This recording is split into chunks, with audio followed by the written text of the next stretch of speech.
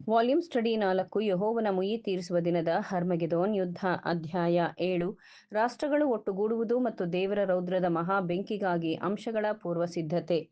ಪುಟ 248. ಸಾಧಾರಣ ಸರ್ಕಾರವು ಗುಲಾಮರ ಮಾಲೀಕರಿಗೆ 20 ಮಿಲಿಯನ್ ಅಥವಾ ಸುಮಾರು $100 ಮಿಲಿಯನ್ ನಷ್ಟಪರಿಹಾರವನ್ನು ಕೊಟ್ಟು ಬಿಡುಗಡೆಗೊಳಿಸಲಾಯಿತು. ಫ್ರಾನ್ಸ್ ತನ್ನ ಗುಲಾಮರನ್ನು 1848ರಲ್ಲಿ ವಿಮೋಚಿಸಿತು. 1863ರವರೆಗೆ ಯುಎಸ್ನಲ್ಲಿ ಗುಲಾಮಗಿರಿಯು ಮುಂದುವರಿಯಿತು.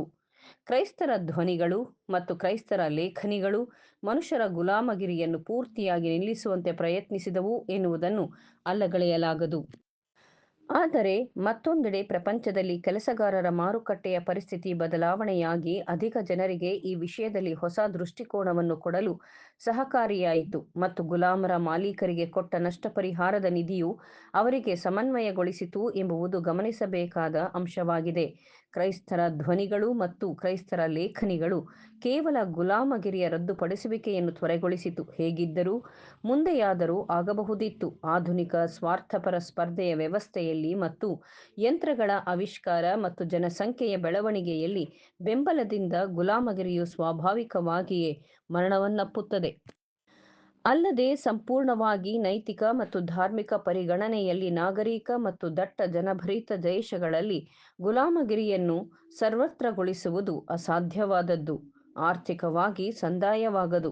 ಮೊದಲನೆಯದಾಗಿ ಯಾಕೆಂದರೆ ಯಂತ್ರೋಪಕರಣಗಳು ದೊಡ್ಡ ಹಂತದಲ್ಲಿ ಬುದ್ಧಿ ಇಲ್ಲದ ಮತ್ತು ಬುದ್ಧಿವಂತಿಕೆ ಕೆಲಸವನ್ನು ಪ್ರತಿಷ್ಠಾಪಿಸಿದೆ. ಎರಡನೆಯದಾಗಿ ಏಕೆಂದರೆ ಬುದ್ಧಿವಂತ ಸೇವಕರು ಬುದ್ಧಿವಂತಿಕೆ ಇರದ ಸೇವಕನಿಗಿಂತ ಹೆಚ್ಚು ಮತ್ತು ಉತ್ತಮ ಕೆಲಸ ಮಾಡಬಲ್ಲನು. ಮೂರನೆಯದಾಗಿ ಗುಲಾಮರನ್ನು ನಾಗರಿಕಗೊಳಿಸುವುದು ಮತ್ತು ಸ್ವಲ್ಪ ಮಟ್ಟಿಗೆ ವಿದ್ಯಾಭ್ಯಾಸ ಕೊಡುವುದು ಮುಕ್ತ ದುಡಿಮೆಗಿಂತ ಅವರ ಸೇವಾ ಕಾರ್ಯವು ದುಬಾರಿಯಾಗಿರುತ್ತದೆ. ಅಲ್ಲದೆ ಹೆಚ್ಚು ಬುದ್ಧಿವಂತ ಮತ್ತು ದಕ್ಷ ಗುಲಾಮರನ್ನು ನಿಯಂತ್ರಿಸುವುದು ಮತ್ತು ಲಾಭದಾಯಕವಾಗಿ ಬಳಸಲು ಹೆಚ್ಚು ಕಷ್ಟಕರವಾಗುತ್ತದೆ. ಆದರೆ ಹೆಸರಿಗೆ ಮಾತ್ರ ಸ್ವತಂತ್ರ, ಆದರೆ ಅವಶ್ಯಕತೆಗಳಿಗಿಂತ ಕೈಕಾಲುಗಳನ್ನು ಕಟ್ಟಿಹಾಕುವುದಾಗಿದೆ. ಒಂದು ಮಾತಿನಲ್ಲಿ ಹೇಳುವುದಾದರೆ, ಲೋಕಜ್ಞಾನವುಳ್ಳವರು ಕಲಿತಿರುವಂತೆ ವಿರೋಧಿಗಳ ಸುಲಿಗೆಗಿಂತಲೂ ಮತ್ತು ಗುಲಾಮರಿಗಾಗಿ ಯುದ್ಧ ಮಾಡುವುದು ವಾಣಿಜ್ಯ ಸ್ಪರ್ಧೆಯ ಯುದ್ಧಕ್ಕಿಂತಲೂ ಕಡಿಮೆ ಲಾಭದಾಯಕವೆಂದು ಮನಗಂಡಿದ್ದಾರೆ. ಆದರೆ ಫಲಿತಾಂಶವು ಎಷ್ಟೋ ಉತ್ತಮ, ಅಪಾರವಾದದ್ದು ಮತ್ತು ಮುಕ್ತ ಅವಶ್ಯಕತೆಯ ಗುಲಾಮರು ಹೆಚ್ಚು ಅಗ್ಗವಾದವರು ಮತ್ತು ಹೆಚ್ಚು ಸಮರ್ಥರು. ಈಗಾಗಲೇ ಮುಕ್ತವಾಗಿರುವ ಬುದ್ಧಿವಂತ ದುಡಿಮೆಗಾರರು ತಿಳುವಳಿಕೆ ಇರದ ದುಡಿಮೆಗಾರರಿಗಿಂತಲೂ ಅಗ್ಗವಾದವರು ಮತ್ತು ಇಡೀ ಪ್ರಪಂಚ ಬುದ್ಧಿವಂತಿಕೆಯಲ್ಲಿ ಮೇಲೇರಿರುವುದಾದರೆ ಮತ್ತು ಶೀಘ್ರವಾಗಿ ಸಂಖ್ಯೆಯಲ್ಲಿ ಹೆಚ್ಚುವುದಾದರೆ ಖಂಡಿತವಾಗಿ ಪ್ರಸ್ತುತ ಸಾಮಾಜಿಕ ವ್ಯವಸ್ಥೆಯು ತನ್ನ ನಾಶನವನ್ನು ತಾನೇ ತಂದುಕೊಳ್ಳುವುದು ಖಂಡಿತವಾಗಿದೆ.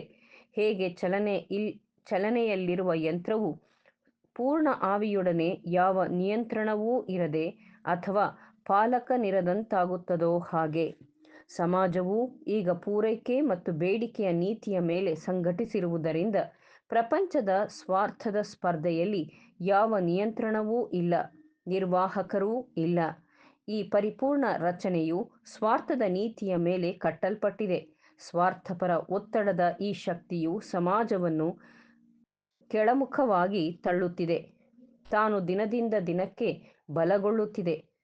ಸಮೂಹದೊಡನೆ ಈ ವಿಷಯವು ಹೀಗೆಯೇ ಮುಂದುವರಿಯುತ್ತದೆ. ಕೆಳಮಟ್ಟದಿಂದ ಮತ್ತೂ ಕೆಳಕ್ಕೆ ತಳ್ಳುತ್ತಾ ಹೆಜ್ಜೆ ಹೆಜ್ಜೆಯಾಗಿ ಸಾಮಾಜಿಕ ಕುಸಿತದಿಂದ ಅರಾಜಕತೆಯತ್ತ ಸಾಗುತ್ತದೆ. ಮುಂದಿನ ಶೀರ್ಷಿಕೆ ಮನುಕುಲವು ಮೇಲಿನ ಮತ್ತು ಕೆಳಗಣ ಬೀಸುವ ಕಲ್ಲಿನ ನಡುವೆ ಇರುವರು. Humanity between the upper and the nether millstones. ಜನ ಸಮೂಹದವರಿಗೆ ಹೆಚ್ಚು ಹೆಚ್ಚಾಗಿ ಸ್ಪಷ್ಟವಾಗಿರುವುದೇನೆಂದರೆ, ಪ್ರಸ್ತುತವಿರುವ ಕ್ರಮದಲ್ಲಿ ಅವರು ಮೇಲಿನ ಮತ್ತು ಕೆಳಗಿರುವ ಬೀಸುವ ಕಲ್ಲಿನ ನಡುವೆ ಇದ್ದಾರೆ ಎಂಬುದು ಮತ್ತು ಕ್ಷಿಪ್ರ ಕ್ರಾಂತಿಗಳು ಅಂತಿಮವಾಗಿ ಅದು ಬಹಳ ದೂರದಲ್ಲೇನೂ ಇಲ್ಲ.